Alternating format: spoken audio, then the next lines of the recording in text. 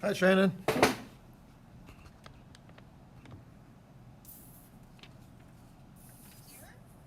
Yeah, I can hear you.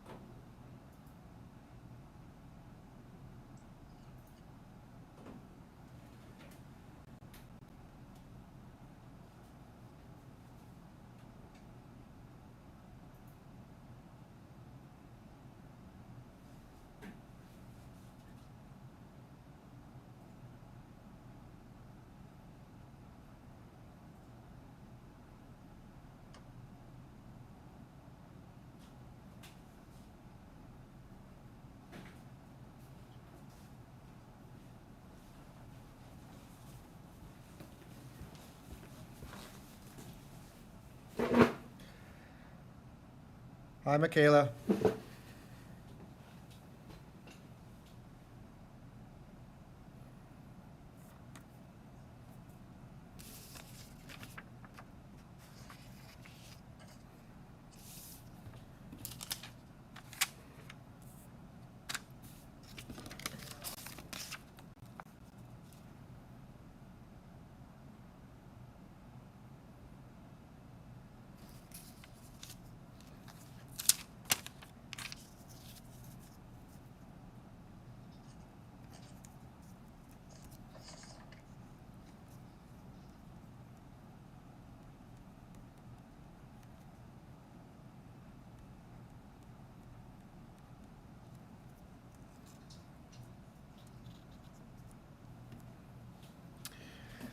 Okay. This is going to be, I don't know if it's going to be short and sweet, but it is going to be kind of short. It is being recorded and we are being live streamed. So you can ask me a question via Zoom here. So I've got Shannon and Michaela here. Or you can check and watch the video and rewind the video and go over the sheets and see what I do on my screen down here, just like in class, if you go to the live stream. So if you go to the live stream there, I'm on YouTube, and all the worksheets that we're doing here today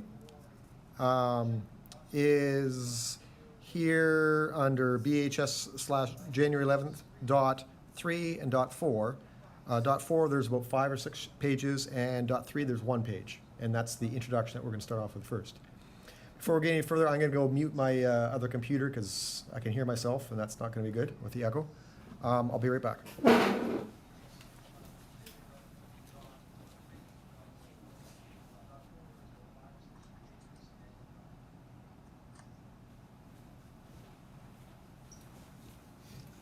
Okay.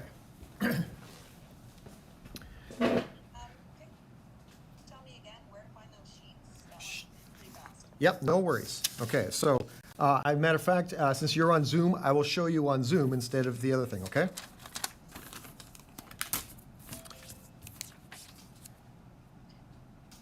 There's Ron. Okay, so it's BAHS.ca and then slash January 11.3. So I'll show you this way. Once you get to that, that's the first worksheet that we'll be doing. It's a PDF file, so when you click on that, it'll download. And then the second link is, it's It's also a PDF. It's bahs.ca/January11.4 as opposed to .3. And there's 5 or 6 pages there. I included the periodic table just in case you don't have one handy. I also included the mole diagram, which we'll be going over because we're going to be doing a little bit of stoichiometry and a little bit of acids and base stuff today.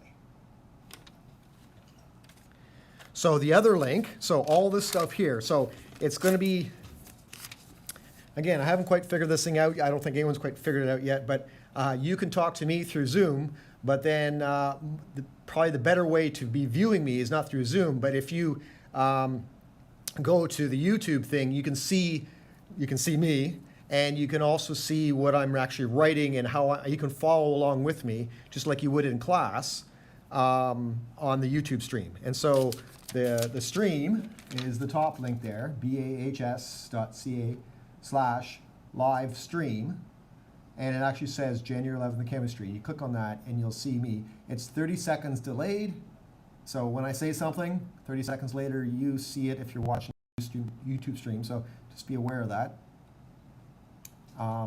But I can see myself over there on the camera, so I know it works. And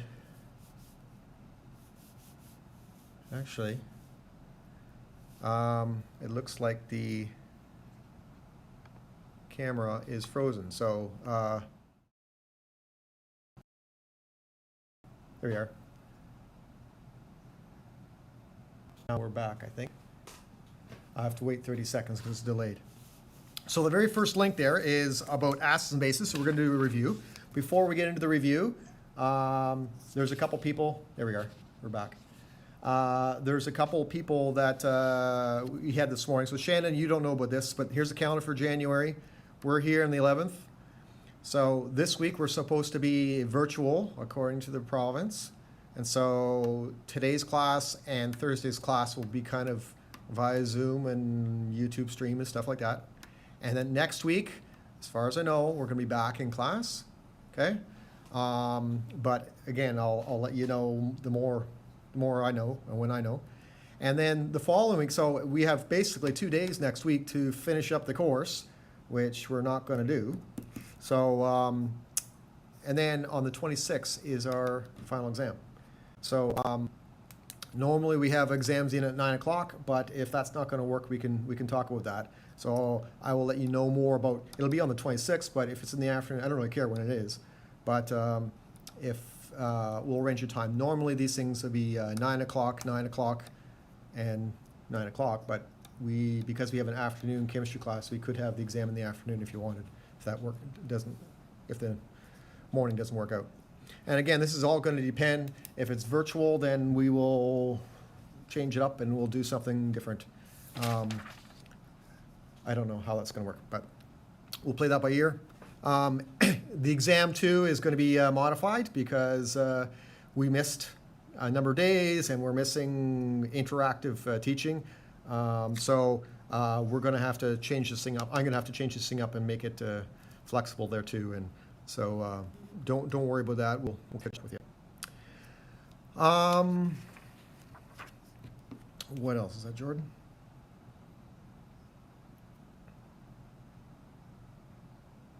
Cool. All right. So moving on here.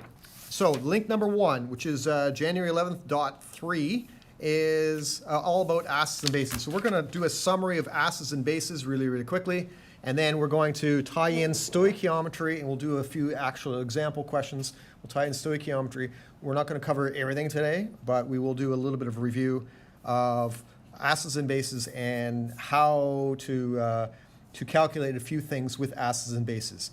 So I don't think we'll get into the pH calculations too much, but we will do a little bit of more stoichiometry, and we're going to focus on the acid-base stoichiometry questions. So here we go. So here's a summary. I didn't write this, but it's actually a good summary of what's an acid. Okay, well, acids in normal life basically are used for etching glass. If you ever see frosted glass, they take regular glass, which is more or less melted sand, and they dip it into a liquid, clear liquid, which is an acid. It's hydrofluoric acid specifically, and it comes out frosted. And or they would take a shower door, for instance, you know, that you can't see through the shower door. They would put tape on the door in a certain pattern, and then they'd paint this jelly-like paint over top of the tape and the glass, and they'd let it sit for 5 minutes or 10 minutes, and then they wash everything off. They pull off the tape, and then where the tape was, it'd be nice and clear. You can see through it, and where the tape wasn't, and where you painted on top, you'd end up with frosted glass. And so you can do different types of designs with, happens to be hydrofluoric acid. If you've been watching the television show Breaking Bad, that's the stuff that they used in the bathtub that went through the ceiling and everything else. Hydrofluoric acid is one of the strongest acids on the planet. And it will, matter of fact, you can't store it in glass bottles. All the other acids are fine. You can store it in glass bottles. Hydrofluoric, you can't. It's that powerful. That's why they use it for etching glass. Cleaning, you might be using this yourself too. Killing bacteria, vinegar. Okay, you can buy vinegar, concentrated vinegar in the grocery store, 30% instead of the 5%. It's good for cleaning doors, windows. It doesn't leave streaks and stuff like that. It also kills bacteria, which is good. Foods, citric acids, lemons, lemonade, orange juice, they're all type of acid. And bodily functions in our stomach, we've got stomach acid, which is HCl. And then soil treatments for lye as a base. In some places, if you've got moss, you might sprinkle lye on it, or you might sprinkle limestone on it, and it kills the grass, or not grass, kills the moss so the grass can grow. That's very common around here because we got lots of moss around here. So how do we know it's an acid? Well, it tastes sour in food, so sweet and sour. The sour part of sweet and sour is, if you make it yourself, it's vinegar. The sweet part is sugar. The sour part is sugar and ketchup. The sour part is the vinegar. And so it also it conducts electricity, and that's just the nature of things. We talked about electricity is a plus and a minus, and a plus or a minus is called an ion. So anything that is ionic is conducts electricity. So anything that's in solution that's a boy and a girl plus minus, those are conductive solutions. Anything that are, we call them girl-girl or molecular, minus-minus, they are not electrolytes. They don't dissolve. They might dissolve, but they don't conduct electricity. And so glass would be an example of that. It's a girl-girl compound, silicon dioxide, and electricity doesn't pass through it because there's not a plus there. There's two minuses, and it doesn't work. Okay, and this usually applies in ice, refers to as a liquid. So glass is a solid, so it wouldn't conduct electricity anyways. But if you mix glass particles in water, it still won't conduct because it's it doesn't conduct electricity because it doesn't ionize. We also did a lab here where a blue litmus turns to red in acid, and red litmus paper stays red.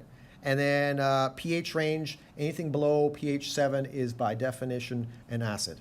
And there are different, we also took a look at different indicators besides just litmus. There's a phenolphthalein, and there's bromophenol blue, and there's a whole bunch. There's about 12 or 15 of them. And you can use the chart. I'm going to give you the chart if I ask you for a question like that.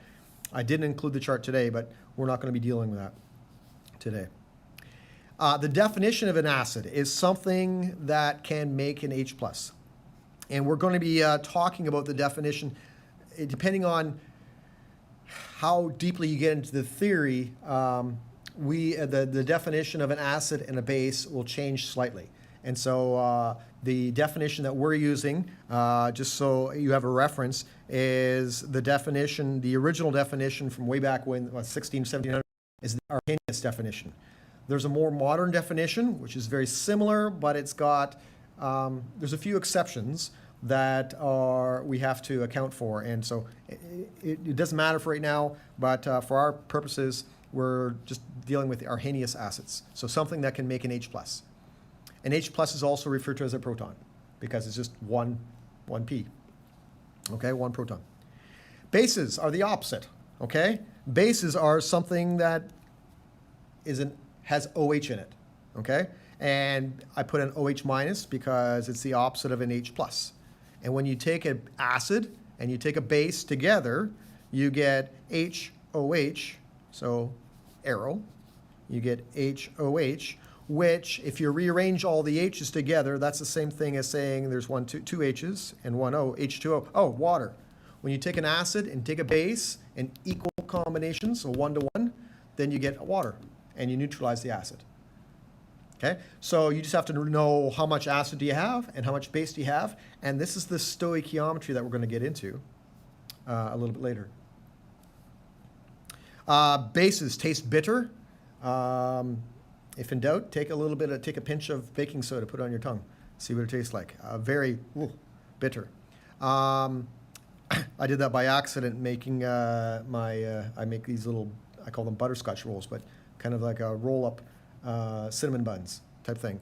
And I had some bad baking soda. It came out in clumps, so it worked fine unless you got a clump of that stuff. And then when you took a bite, worst ever cinnamon buns, because it tasted really, really bitter when you got that little chunk of baking soda. Threw out that baking soda, got some new stuff, no problem.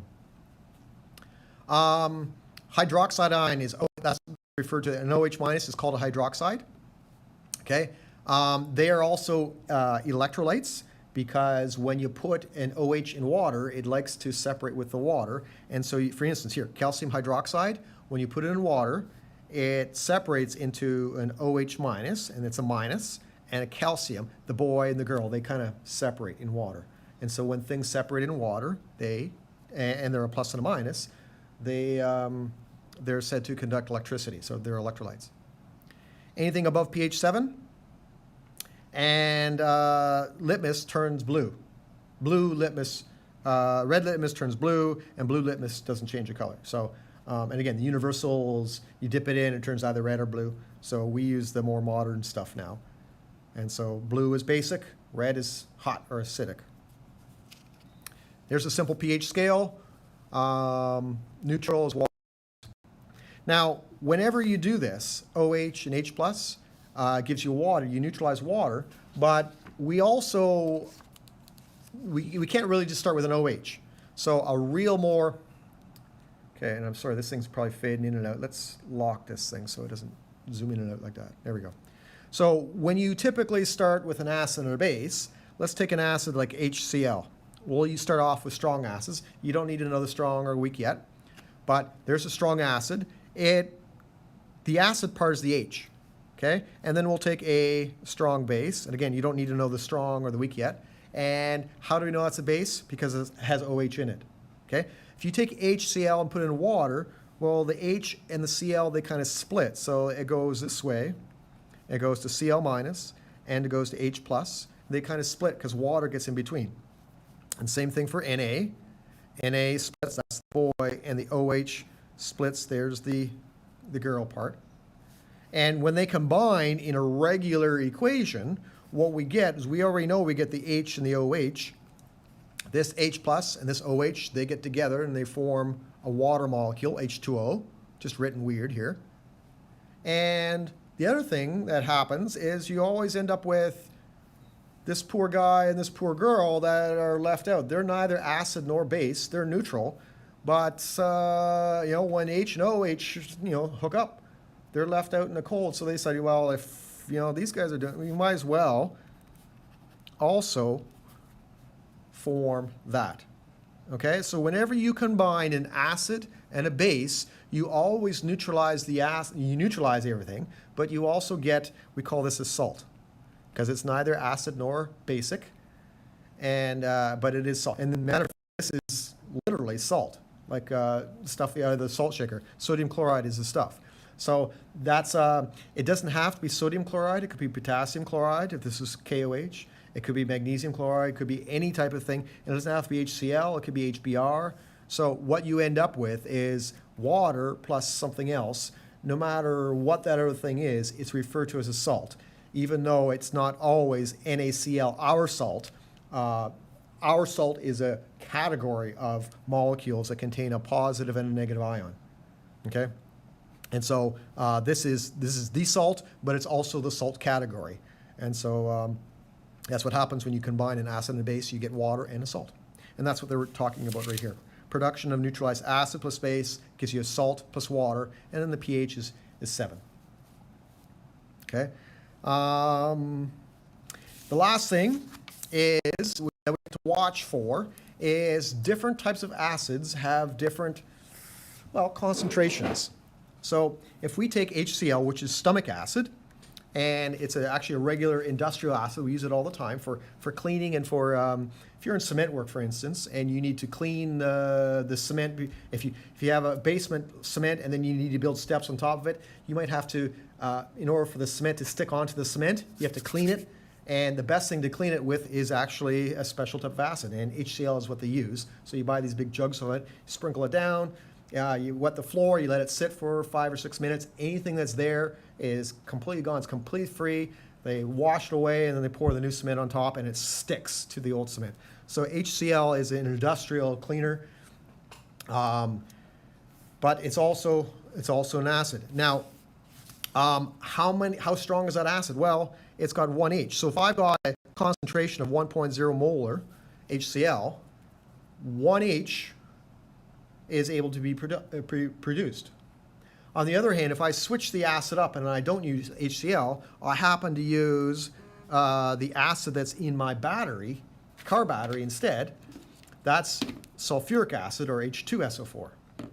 Okay? And if I've got the same concentration, this acid is going to work differently, not because it's Cl instead of SO4 instead of Cl, but because I now have 2 H's. So this has got basically double strength.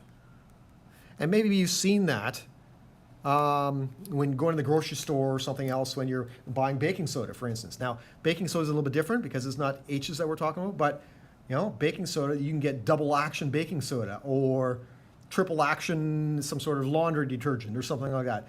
Well, it is triple action, but essentially what that means is that whatever the active ingredient is, and in this case it wouldn't be the H's, it'll be something else, okay? So the cleaning product part of it. But there'll be 1 or 2 or 3 of them, okay, for single action, double action, or triple action type thing. In this case, this would be a double action acid.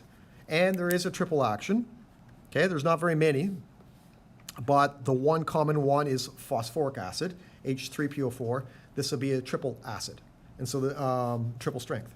So you just have to be aware of that. We are not really going to be paying attention to that per se. Generally, we're going to be treating them all as, this is said to be mono, meaning 1, and protic. A proton is an H+. So mono 1H. Okay, this is said to be 1,2, so it's said to be diprotic. And this one, of course, 3 wheels on a tricycle, triprotic acid. And generally, a triprotic acid is more strong than a double, is more strong than a mono. And that's what this is referring to down here. Okay, so monoprotic, 1H, HCl, HBr, HF. Diprotic, diproctic, no, probably don't want that. Protic, 2 hydrogens, H2, H2, and triproctic. I'm not going to define that word because H3PO4. Okay, so that's basically acids in a nutshell from a kind of a natural perspective. Okay, now when it comes to us in chemistry, we're going to take a look a little bit more closely at things, and that's what I've been kind of doing a little bit of both. An acid breaks down into a proton, like an H+ compound in something else, and that's the part that we're going to have to talk about. Okay, so what I did was I photocopied, or I provided in that link a number of these sheets. So this is the first sheet, and then there's a number of other sheets here that we're going to refer to. So you got your mole diagram and your periodic table, which I'm going to set aside. And then we've got this sheet, which we've already done. Okay, so we'll do this a little bit. There's this sheet, which I don't think we've done, so we can look at that. And there's solution stoichiometry problem set number 1, which is right here. And this is the same, I already showed you that sheet. And then we've got a worksheet here, more solution stoichiometry right here. Okay? So what we're going to do right now is we're going to review a little bit of stoichiometry, but what we're going to do is we're going to focus on only the questions that involve acids or bases. Okay, so what I've done is I've basically given you some sheets, but it's on stoichiometry, but then what we're going to do is we're not going to do all the questions. We're going to do just the questions that I've circled here, which happen to relate to an acid or base. Okay, and the first thing I'm going to do, so we'll start with this sheet right here, because it's nice and simple. Okay, the first thing I'm going to do is, how do you know you're talking about an acid or base? And we do know this, because let's just read the question first. And matter of fact, that's one of the things I said during solution stoichiometry is don't read the question. But now we're just going to read the question and see what we can find from it, or what we can see from it. Okay? Were you able to find those sheets there, or print them off, or take a look at them? I'm hoping so. So that'll be in the third link. This one here. So bahs.ca/January 11.4. I think I put it in the description link too, if you click on in the description. And since I'm a YouTuber now, you can click on the thing and subscribe now and get my, yeah, I've got 11 subscribers, so that'll bump that number up a lot. Okay, here we are. So I'm just reading the question. If 150 milliliters of acid with a concentration of this is neutralized by this, what is the concentration of the base? Okay. So we're going to go through this using 4 steps. This is stoichiometry because it says so. So we're going to use the 4 steps of stoichiometry. We'll do it the hard way, and then I'm going to show you the easy way. Okay? Essentially, the hard way works for everything, but acids and bases questions we can actually make it a little bit simpler.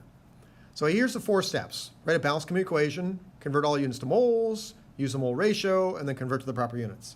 So let's do that with this question number 1 right here. All right. So first of all, I need a balanced chemical equation. Now, this is a little bit unfair question for you guys because I haven't really given you any of these types of things. So I would normally write the balanced chemical equation out for you, and that's what I'm going to do for this one as well. So and that's what I did for the other sheet. But what we're doing is we're combining HCl and we're combining CaOH2. So you wouldn't have to do this part because I would give this for you. And we're going to end up with, now you see the H and the OH are going to end up together as an HOH. And the other thing would be a calcium and a chloride. And when they get together, they form calcium chloride. Now balancing this, there's 2 OHs, so there's 2 OHs, 2 Hs, 2 Hs, 2 Cls, 2 Cls, and it's balanced. Okay, so normally that would be given to you.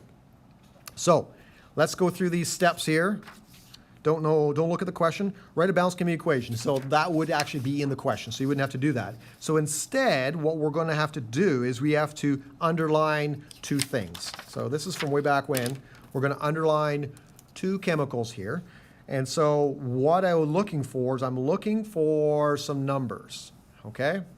So I got 150, I got 0.1234, I got 1345, okay? So, you know, which number do I use for these things? Well, for solution chemistry, we're dealing with concentrations and volumes, okay? So when you're given numbers, you need 2 numbers, a concentration and a volume, in order for you to make this thing work. So the volume here and the concentration here, these go together because these are both HCl. So basically, there's going to be the word of linking the 2 numbers. Volume, concentration of. This one, volume, there's the other of, and the other number is the unknown part. Okay, so what we're going to do is we're going to take a look here. So we want to have the number and the number linked together is the HCl. So we're going to underline HCl. The other thing is going to be the calcium hydroxide. So this is going to be what we're looking for. This is what we're going to start with. Okay? So we're starting off with this. We're looking for that. Okay, so step number 1, balance chemical equation. Step number 2, convert all units to moles. Well, we're starting with the 2 numbers that we do know. So the of, that, and that. How can we go from volume and concentration to get to moles? So I'm going to look at back my mole diagram. Convert all units to moles. So zoom out. I'm starting off with volume or concentration, and I want to get to the moles. So if I start off with volume, the volume number first, how do I get to moles? I multiply by the concentration. Or if I start with concentration, how do I get to moles? I multiply it by volume. In other words, I take those 2 numbers and I multiply them together. So 150, 0.124, I'm going to multiply them together. 1, 2, 3, 4.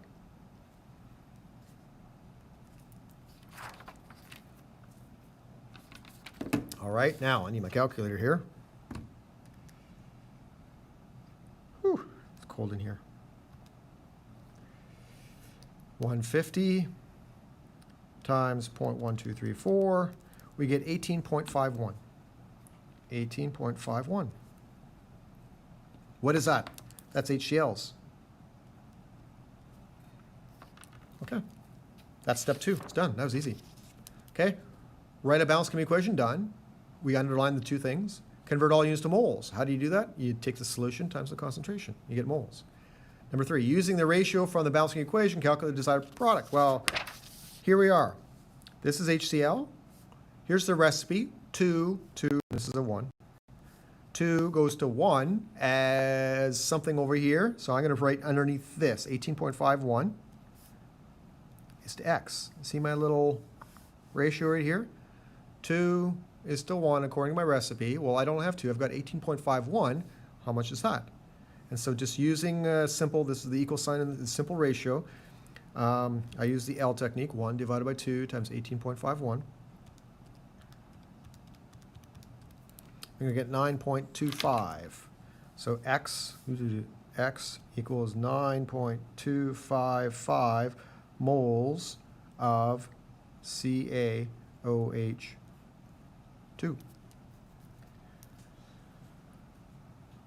Okay, so step 3 is done. Use the ratio to calculate how many of desired products. Well, you got 9.255 moles. Well, that's great.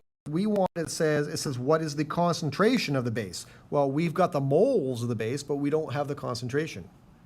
And so how many moles do we have? 9.255. How much volume do we have? 13.45. So I've got moles now, 9.25, and I want to get to the concentration. So I have to follow the yellow arrow here. I want to get down to here. I have to divide by the volume. Okay, so the volume that I have to divide by would be the 13.45. So now we've got this of linked with this, and this of linked to that. So the HCl has 2 numbers, and the CaOH had 1 number, but now we've got 2 numbers as well. Okay, so what you do is you divide. So step 4, you take 9.255 moles divided by 13.45. 9.255 divided by 13.45, and you get 0.688. 0.688, capital letter M's is your concentration. And that's your final answer.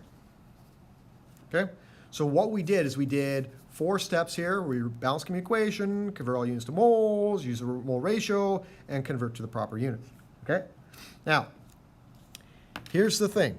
Okay? What we're going to do is we're going to make this a little bit easier. Okay? But we're going to make it a little bit easier by using a formula, but I'm going to show you how this formula works. Okay? If this were a 1-to-1-to-1-to-1 ratio, it'd be really simple, because whatever the concentration, if you have 150 mils of this, then you need 150 mils of that, right? If everything's the same concentration, it's all 1-1-1, there'd be no math to do. You can just look at the number and that's your answer. Well, that's what scientists discovered when it comes to acids and bases. It's usually a simple ratio of 1 to 1 or 1 to 2 or something else like that. And so they came up with a formula which they call the titration formula. And essentially they say that if you take the concentration times the volume, because that's what we did up here, we did volume times concentration, and that's going to be equal to the concentration times the volume afterwards. Now let me preface this. Let me put a little a down here, and a down here, and I'll put a b down here and a b down here. The concentration of the acid times the volume of the acid is equal to the concentration of the base times the volume of the base. Okay? This is what happens when you neutralize an acid with a base. They're equal. If they're equal strength, then they equal volumes. If they're not equal strengths, then you have to kind of figure out that you might need to, it's twice as strength, you need twice as much volume. Okay? And that's what this says. It's the Ca times the Va is equal to the Cb times the Vb. What does that mean? Okay? Well, let's take a look at this. Okay? Now, this one's going to be a little bit different, but we'll get into that in a bit. If you take a look at the concentration of the acid is 0.1234. The concentration of the volume of the acid is 150. So all I did is that's a multiply. So I took the concentration, I wrote it down there, took the volume, I wrote it down there, and there's a little dot in between, which means multiply. And that's equal to, what's the concentration of the base? Well, I don't know, so I'll just leave it as Cb. That's what we're trying to figure out. Well, what's the volume of the base? Well, the volume of the base is 1345. Okay, so I knew this, I just wrote them down. I knew this, I did know that, and I knew this, and I wrote everything down. Now, this is a math problem now. Am I able to, it's like algebra, am I able to solve for this variable here? It could be x. Sure, if I get x by itself, you have to get rid of the 13.45. And since they're multiplying, the opposite of multiplying is dividing. You move that 13.45 over the other side, or divide both sides by 13.45, however you want to look at that. What I'm going to do is I'm going to go CB is equal to decimal 1234 times 150, that's the same, divided by, all I do is I'm moving this 13.45 down, and I'm going to work out the math. 0.1234, here, let's do it properly. Second function y, oops. 0.1234 times 150 on the top and 13.45 on the bottom, and I get CB is equal to 1.376.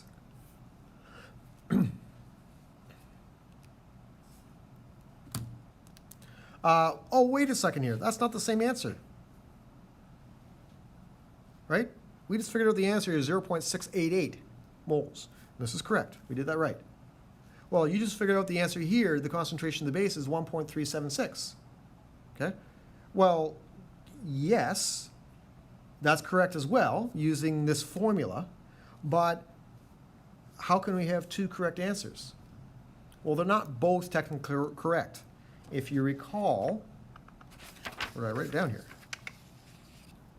We have monoprotic, diprotic, and triprotic acids. And when you have diprotic acid, you got a double strength. Okay? When you have a triprotic acid, you got a triple strength acid. And so when you take a look down over here, let's take a look at the question here. It's the concentration that's a double or triple or whatever, quadruple. Here, do we have a mono, di, or tri-acid? It's a mono acid, so it's a single acid. So that's no problem. So there's no problem. But let's take a look here at the base. We got a double action base. So the base is actually twice as powerful as it normally is. And so at the end, the base number, because there's two OHs there, the base number here is double powerful than what it should be. Okay? So we would have to divide by 2. Okay, so this answer is divided by 2 because it's a double base. Now the way that I normally do it is you look at the thing up here, is it a double acid or double base? If it's a double base, then what you do is you put a double in front of the base. And then when you want to solve for CB, you divide by 2 at the end, just like you divide by 13.5, you brought the 13.45 down, you bring the 2 down, and then you figure it, because it's a double base. If it's a double acid, a diprotic acid, then the 2 would go over here in front of the concentration of the acid, because it's a double acid. And then, again, to neutralize it, you'd have to bring the 2 down, the double down, because there's twice as many H's there. Okay? So this one happened to be probably not a very good example to start off with because it's a double base, but it actually ended up working out not too bad. Because it was a double base, we went through the 4 steps of stoichiometry, so that applies to everything. It includes acids and bases, but then we went through the shortcut system of the acid-base neutralization shortcut formula, which is CV is equal to CV, okay? Some people like saying before and after. I like calling these acids and bases because then they kind of line up, okay? Let's take a look at question number 2 here, but we're going to do it backwards. We're going to do it the short way. Take a look at here. We've got HNO3, so we got 3 numbers, 10, 25, 0.351 moles, okay? And we've got the word of there. This of joins these 2 numbers, 25 and 0.351. This one, there's no other of, okay? So this one's got milliliters, so it needs to be joined with something else, okay? So the formula is concentration of acid times the volume of the acid is equal to the concentration of the base times the volume of the base. This is the shortcut formula. The 2 base numbers here, OH is base, concentration, volume. So substituting in the concentration here is 0.351. That's the first number. The volume is 25. And over here, we've got a volume part of 10 and a concentration, I don't know, but they want you to calculate the molarity, which means concentration, of HNO3. They want you to calculate Ca. So that's the only thing we don't know. Now, before we go any further, this is a shortcut formula, but we have to watch out for those sneaky little doubles and triples. Okay? Single acid, single base, not a trick question. So this is nice and simple. So all I have to do is rearrange this formula here to solve for Ca. Do that? Well, I don't want the 10, so I'm going to get rid of the 10 and bring it over. So in other words, I'm going to divide by 10 over here. This thing went down there. I'm going to scribble that out. And so in other words, Ca is equal to 0.351 times 25 on top divided by 10 on the bottom.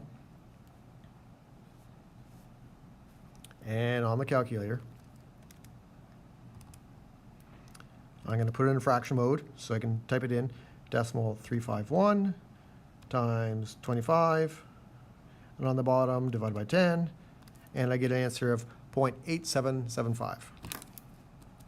0.8775, and it'd be capital M's because concentrations are measured in moles per liter, or molarity.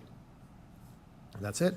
And that'd be the Ca, so that's an acid, so that would be of HNO3. That's it. Now, there's no 4 steps here. Okay, matter of fact, we didn't even write a Balanced-Chemical equation. Right? So why do we need to know the Balanced-Chemical equation? Well, the first question we actually did need to know the Balanced-Chemical equation. Why? Because we had to know if it was a double, triple, or single acid and base.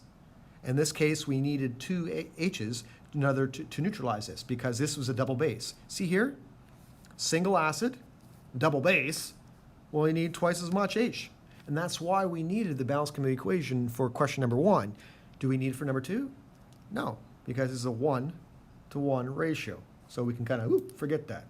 So again, it's a shortcut system. This is the system they often teach, though, for acid-base neutralizations.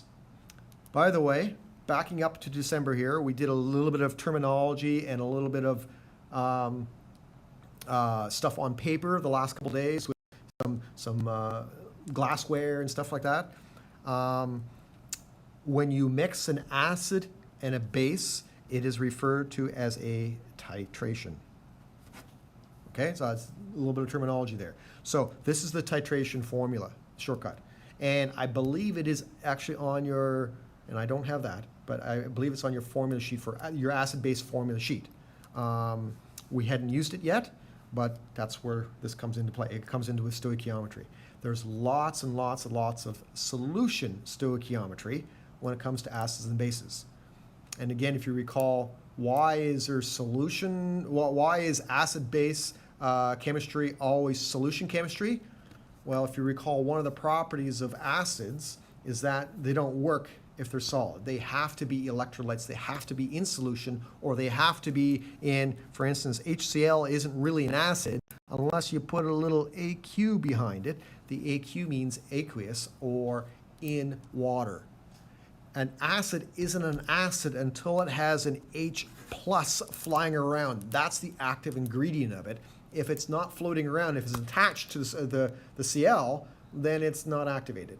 It's kind of like one of those, I don't know.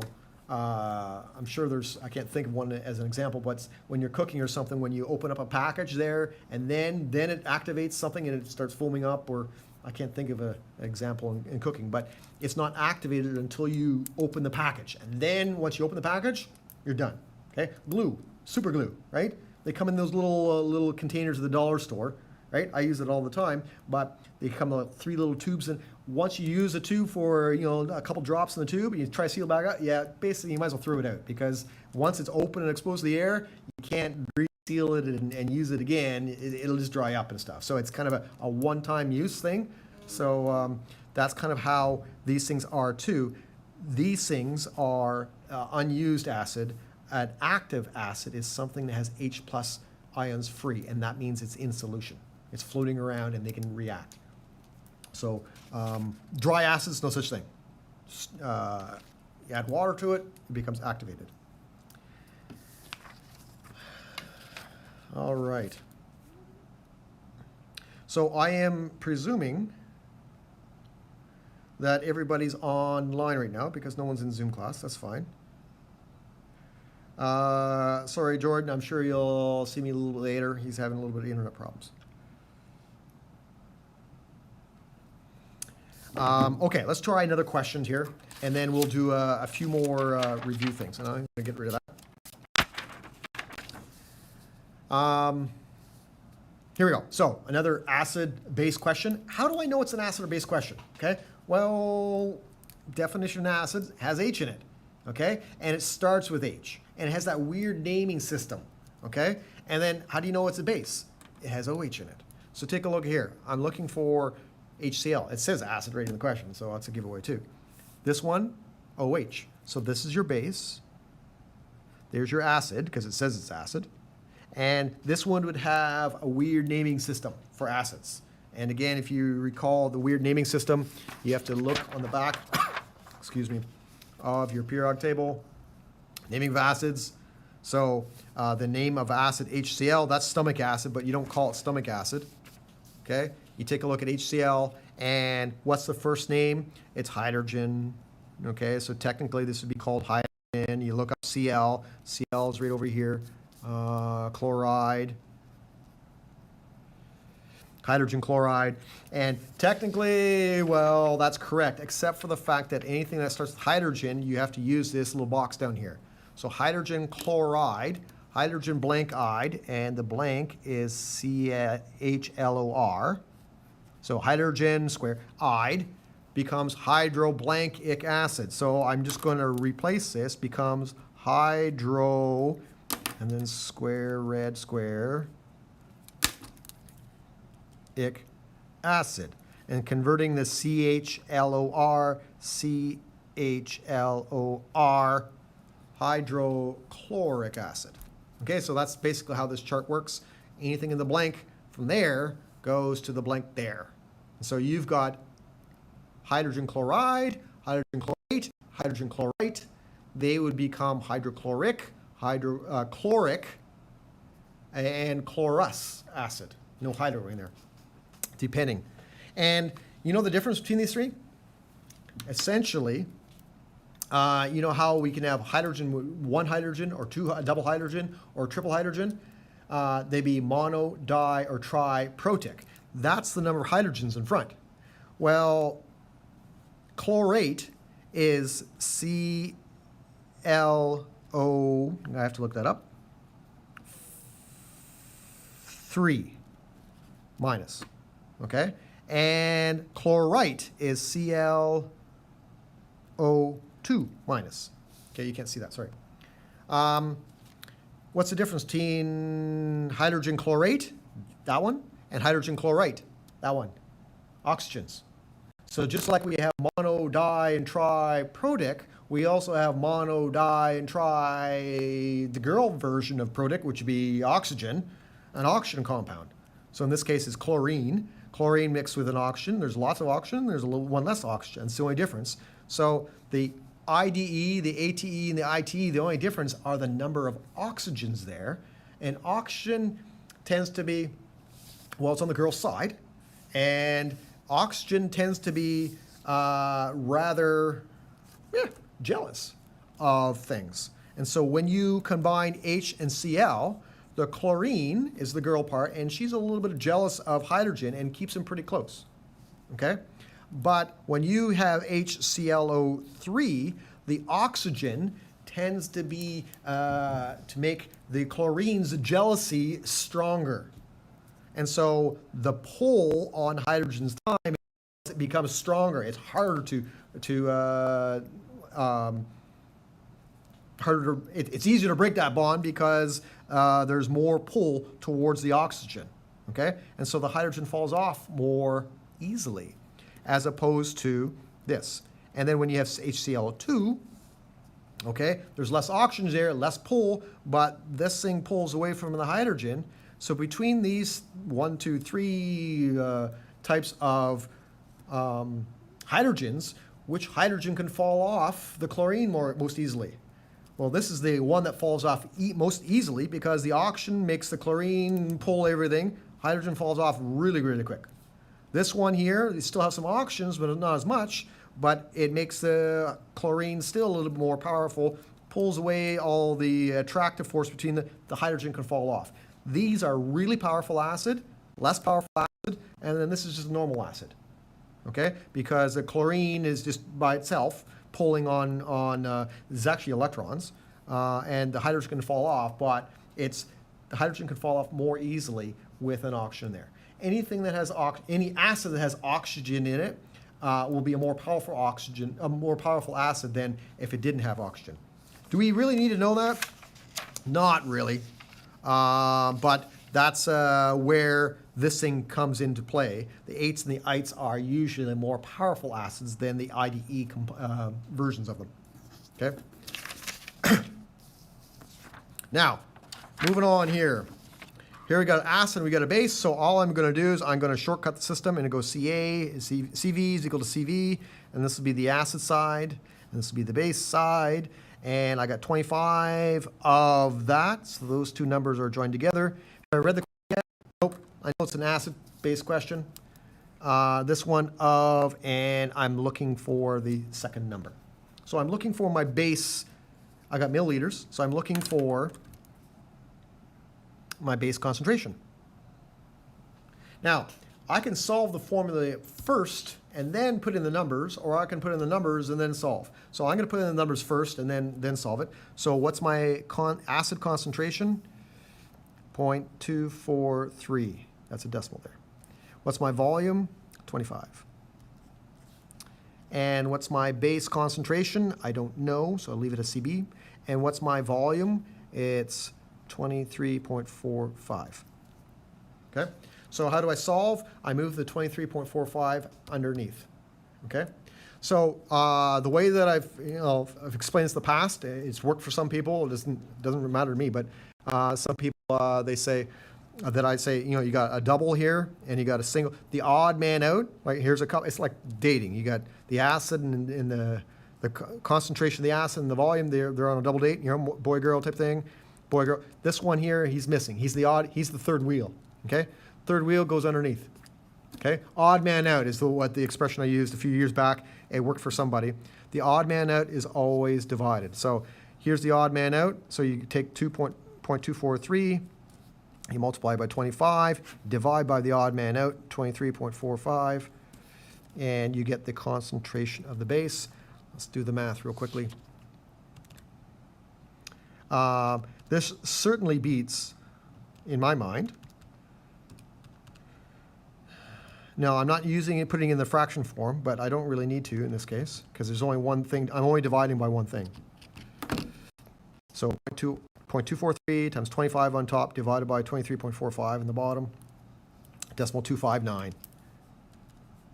That's the concentration of the base, decimal 259, capital M's, and the base is NaOH.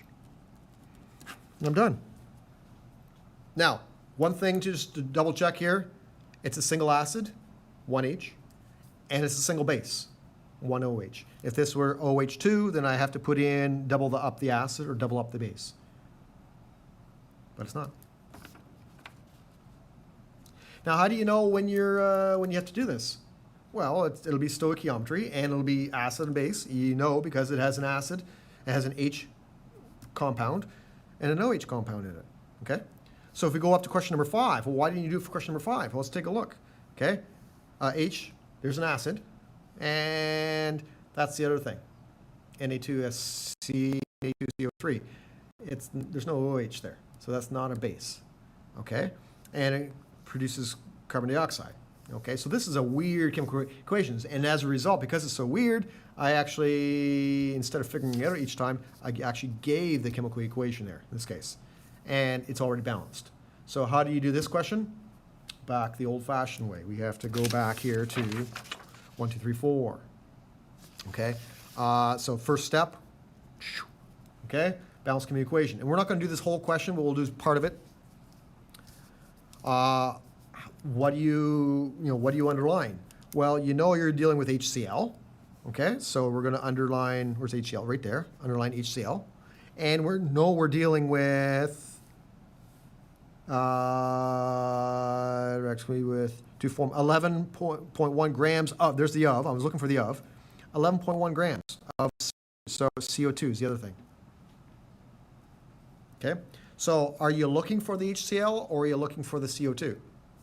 What was the concentration of HCl? So you're looking for, so this is your question mark. So you always end up with your question mark, step 4. So you start off with CO2. So step 1, I underline that and that. Step 2, I would take my 11.1 grams and I would convert all units to moles. So 11.1 grams down here. I could do that. Then I use my mole ratio. The mole ratio is 2 to 1. Okay? I figure out the technique. And then last step, convert to the proper units. Well, in this case, they want to know what was the concentration. So they want to go from, we have moles now, we want to get down to concentration. So how do you go from here down to here? You have to divide by the volume. Well, I do have volume. Okay, so it's the same 4 steps. That's not an acid-based question, though, so that's a different type of question, so we're not going to really deal with that. Same thing for here. Okay, not an acid-based question. Had to give you the equation. Okay, this one we did. All right, so that was the more solution stoichiometry. Now, there's another sheet that I gave you. It's problem set number 1. And same thing from before. So eventually I'm hoping, and I don't know if we're not going to be able to do it this semester, but maybe next semester, I'm hoping that eventually when it comes to stoichiometry, I won't always have to give you the balanced chemical equation. I can give you just the question, and then step 1, you're actually going to write the balanced chemical equation. But if I do that right now and we write it wrong, then the whole question's wrong from that point on. That's just a frustrating exercise. So I gave you the balanced chemical equations here. Let's just take a look and see how many of these things are acid and base, because we're not going to do them all. We're just going to do the acid and bases here for today. So we're here, balanced chemical equation, HCl, here's an acid, okay, very common one, hydrochloric acid, and OH.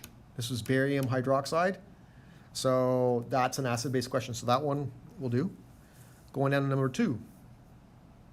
Not an acid, not a base, not an acid, not a base. So this is just a regular equation. Okay, so stoichiometry. We can review stoichiometry with that, but it's not an acid nor base. No H, no OH in anything. So this again is not it's a regular stoichiometry, regular chemical equation, but it's got nothing to do with acids nor bases.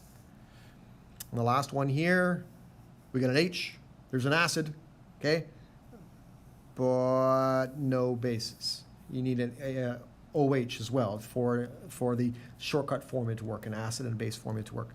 So that's a no-go either. Looking on the back side, no equation, no equation, no equation. Question number 7, though. It just popped out at me, not because I've done it before, but because I know that's an acid.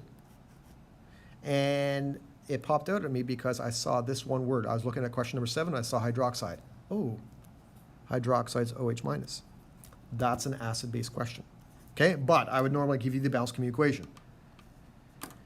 This one's a nitrate, so that doesn't work. This one's hydroxide and has acid, so this is also an acid-based question. The OH right there, here we go, this is better. And there's the H2O, double acid.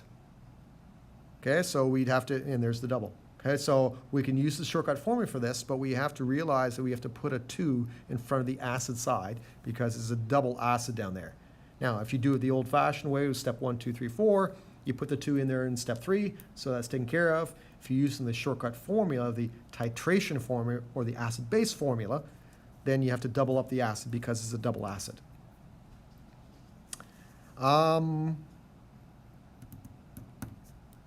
So yeah. I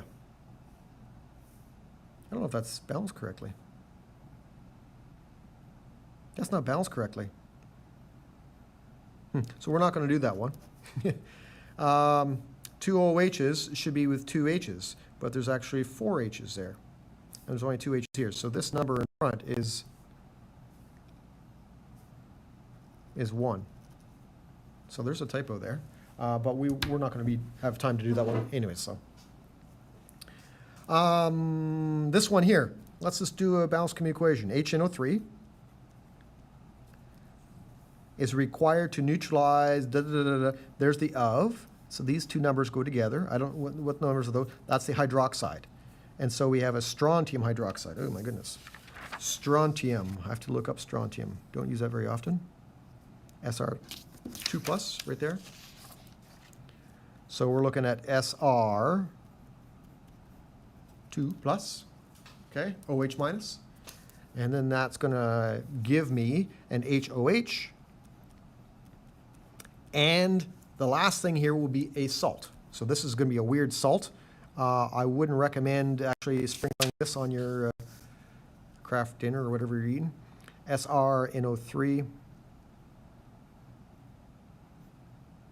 it's going to be 2 of them because strontium's plus 2. And then if we balance this properly, the biggest subscript, so this is one of the things we're looking at, is the 3 there, but the 3 doesn't count because that's part of NO3. 2. 2 OHs, 2 OHs. OH is married to H, 2 H's, 2 H's, 2 NO3s, 2 NO3s, 1 SR, 1 SR. There it is, 2, 1, 2, 1. So that's balanced.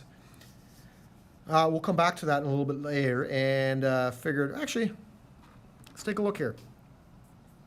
That's a double base, okay? So let's not come back. Let's just do this one, okay? So we're going to, it's an acid-base reaction. So the acid-base reaction would be CaA is equal to CbVb, acid and base. I've got the number 3, I've got the 450, I've got the point. These two are connected, and that is the hydroxide part, okay? So I'm going to write that in. The concentration is 0.1. The volume is 450. The concentration here is 3, and the volume, I don't know. That's what we're trying to figure out. Okay, and I'll put 3 in brackets because I've done everything else in brackets. Now, the only other thing I need to figure out is it a double acid or a double base? So looking at the original equation here, HNO3, that's a single acid, and SrOH2, that's a double base. And so when I work things out, twice as strong as what it should be, so I'm going to have to divide the answer at the end by 2. Okay? So the other way of doing it, the easy way of doing it is it's twice as strong base, so I have to put in there twice as strong base on the base side. Okay? So I'll put a 2 in there, and then when I divide everything else out, because now the only thing that's left is to move the 3 down, I'll get an answer. Let's try it real quick. 2 times 0.100 times 450. Odd man out is the 3 divided by 3. And the volume of the acid is 30 mils. That's what I need. So if I got 450 mils of 0.1, but how much acid do I need to neutralize it? I only need 30 mils because I'm talking about 3. So a really super concentrated acid, 30 mils of it will neutralize all that stuff. That's pretty easy, right? So acid-base formant, that's a titration. That's essentially how easy it should be if we use the acid-base formula. Okay. Now, it does get a little bit more tricky if you consider we also have to take into account strong versus weak, but we're not going to do that this year because we're just running out of time. So all these acids make the assumption that they're strong acids and that they're monoprotic. Now, we're actually accounting for the fact that they're mono or diprotic by using the 2s, it's double, so we put the double in. So that's being taken care of. But we're also assuming the fact that they're completely strong acids and they're reacting completely with the weak acids, with the strong bases. So acid and base are both the same strength, but acids don't always work that way. They, the strength of an acid, you have to look it up, but they would have a Ka or a Kb if they are weak. So we're not going to deal with that for pH. We might do a few more calculations of that. We'll probably do some calculations of that maybe next class, just review how to do the pH stuff. But again, I want to focus on the theory here that when you react an acid, it reacts completely with a base and it forms water, neutral, and a salt. So in this case, here's the water, here's the salt. It's barium chloride salt. Again, I wouldn't advise eating that. Barium's a heavy metal. I don't think that's too healthy for you. Small amounts. I'm not sure. I'd have to look that up, the toxicity of that. So here's the formula. We don't really need the formula if we know that it's a double base. Okay? So we need twice as much. We need half as much of the base to be able to react with the acid. It is a single acid, okay, a monoprotic acid. And so all we're going to do is we're going to write down the formula, Ca Va equals Cb Vb. And I'm going to look at the ofs, and so there's 2 numbers. There's a number missing there, but there's 2 numbers right there. And so this is the acid. The 2 acid numbers go straight down there, and the 2 base numbers, well, the one missing, will go down there. And then I put a 2 on this side because it's a double base. So I need to put the double base on the double base side. Okay? So just moving numbers down, it'll be 0.020 and 10. And then I'll put the double in there because I know it's going to be double. And then I'm going to leave this concentration base. I don't know what that is. I'm looking for. And the volume is 12. Okay? Now, again, math. How do I solve? I need to solve for this thing here. So I need to get rid of the 2 and I need to get rid of the 12. So right now, the Cb is multiplying by both those things. So I take this side, I divide by 2, divide by 2. I just basically move them diagonally across, or divide by them. So the final answer is Cb on the right will be equal to 0.020 times 10. Oops, there we go. Divided by 2 and divided by 12 there. So working that out. 2 ways of doing this. I'll do them both. And 2 and 12. Okay, that's exact on the calculator. And so you get a concentration of 0.0083. Is it a concentration or volume? Concentration. That's capital M's. and that will be of barium hydroxide. Okay. The other way of doing it, so I use the fraction feature. The other way of doing it is just to multiply them out, and then if it's on the bottom, you hit the divide by sign. So the old-fashioned calculators, or the calculators that don't have the fancy fraction thing, 0.020 times 10 on the top. So you just multiply on the top. Any numbers on the top, you multiply, and anytime it's on the bottom, you hit divide. So the 2's on the bottom, so divide by 2, and the 12's on the bottom, so divide by 12 as well, and I get the same answer. So with fractions, to enter them on the calculator, it's on the top, multiply. If it's on the bottom, divide. But every single number on the bottom is divide by. You have to be careful. A lot of people, when they punch that in the calculator, they go 0.02 times 10 divided by 2 times 12. Well, no, because you're taking it's 2 times 12, but they're both on the bottom. So you have to divide by every number on the bottom. You have to divide by it, and then you'll get the same answer. So that would be just a math error. You would definitely lose marks on that, but it's easy to avoid. It's easy to do, but if you are aware of that, it's easy to avoid. Any other acid-based questions on here? No. So we did all the acid-based questions. We didn't do this one. So this one here, it is a double acid. How do I know? H2. So then we're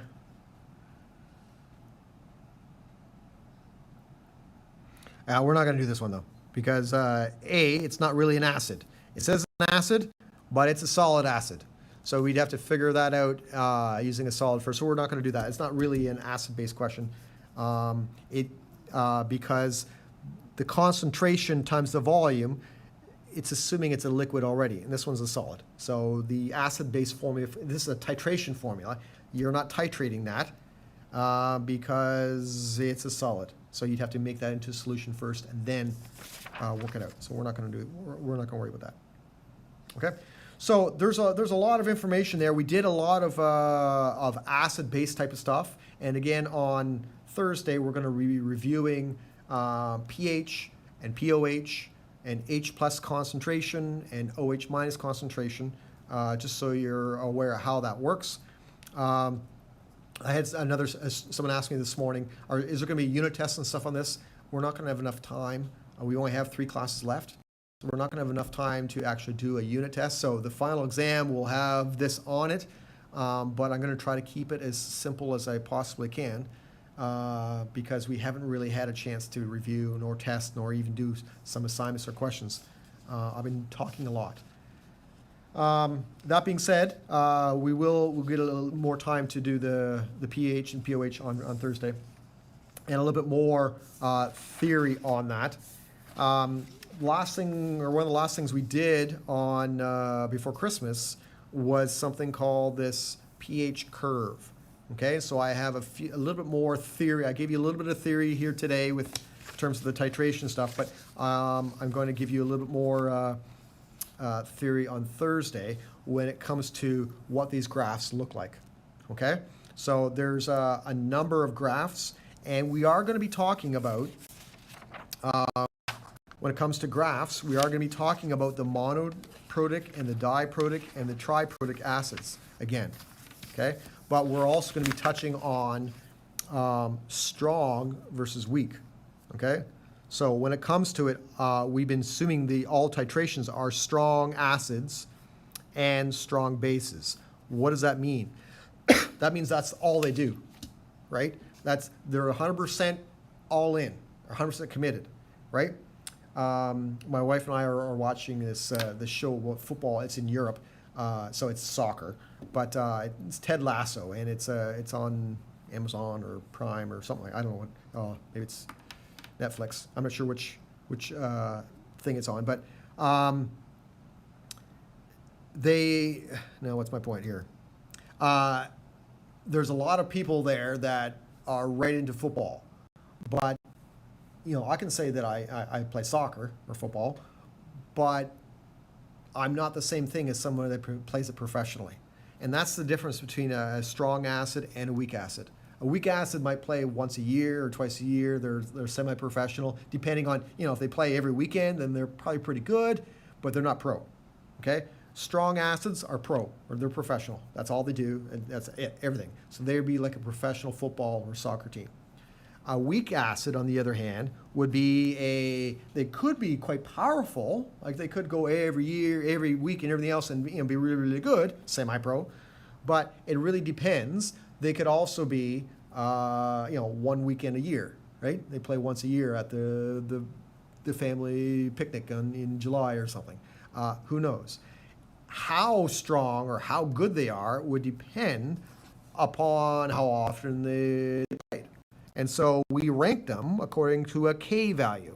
And for acids, we use a Ka, and for bases, we use a Kb system. Okay? Next semester, we're going to be talking about there's Kas, there's Kbs, there's Kws, there's Ks, there's Kcs, there's a whole bunch of different Ks. We'll talk about what the Ks represent. It's a constant, but they represent how well they work, how professional they are. A strong acid has a Ka value that's over 100. Okay, usually it's over 1. Okay, but if it's well over 100, then we don't even worry about they're professional. Okay, so it varies from 1 to 100, but we'll say it's definitely over 1. Same thing for strong base. You'd know they wouldn't have a Kb because it'd be over 1. If you have a Kb of 1.8 times 10 to the negative 5, well, that's a really small number. That's 0.00001234518. Okay, that's a small number. That means it's part-time. He might be he might be a soccer player, but he plays twice a year, and when he gets an opportunity. So he's not very valuable. And so the Kb there is a really, really small number. And when it's a small number, it's referred to as weak base or weak acid. And again, when you're comparing a weak acid and it's going up against a strong base, well, part-time soccer player going against a professional soccer team, well, who's going to win. There's like no question, right? And this brings back stories of when I was in high school. There's actually a British fellow that he always wanted us to play football or soccer during lunchtime, and we did that just because, we liked him. He was a good chap, but then he phoned us up just before graduation. He phoned us up. Hey, listen, we got an opportunity to go as our team from our school and play against these old men down here, and it was about a 45-minute drive away. And so, sure, yeah, we'll kick their butt, right? And we were just young, and we thought that we knew what was going on. We could beat these 45 and 50-year-old men running around on a field. Well, no. It was a matter of Kas versus SBs in that case. And they, even though they're 45 and 50 and 60-year-olds running around, we could run faster than them, but they had the experience, and they kicked our butt. It was embarrassing, right? All these young 18, 19-year-old boys running around, and these 60-year-olds, and the 60-year-olds were kicking our butt. Like there was like no competition. But that's the difference between strong acids and weak acids, strong bases and weak base. It's how much experience do you have? And all we do is we look it up. Okay? And we'll talk a little bit more of that on Thursday. And we can look at that up. We can look it up on a chart. We can also look at it on a piece of paper, and we can see what shapes they are we had mentioned before Christmas that this was an S shape. Well, that's a very distinctive shape. Okay? The perfect S, so perfect at the top, perfect at the bottom, is strong versus strong. Okay? And so the first letter here refers to where it starts, and the second is where it ends. So it started on the acid, on the low pH side, and it ended up on the base, on the high pH side. It's a perfect S, so it's perfect means strong, so perfect, corner, perfect corner. Now you start messing with the corners here, then it ends up being not a perfect, so it ends up being weak. So we can change the top, we can change the bottom, or we can change the top and the bottom, and the picture will change depending on whether we're talking about a strong acid or a strong base or a weak acid or a weak base.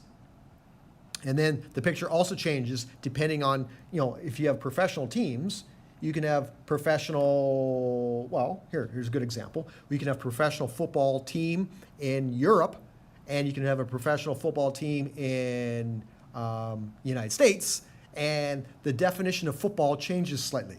So we think of football with that, like the pigskin with the little oval thing. Well, everybody else in the world thinks that football is soccer. And so, putting a football team versus a soccer team is a different game. So, they're going to have different rules and different outcomes. So that's how the picture will change. And so if you have a strong acid and then another strong acid comparing two side by side, well, there could be two professional acids, but then one is more strong than the other. And so this part up here, the S will still look the same, but it might start higher or lower. The lower it starts, the more powerful the acid. It might be a strong acid, but it's just more powerful. And the same thing up here, the higher or the lower would be, this would be on the base side, where it starts, where it ends.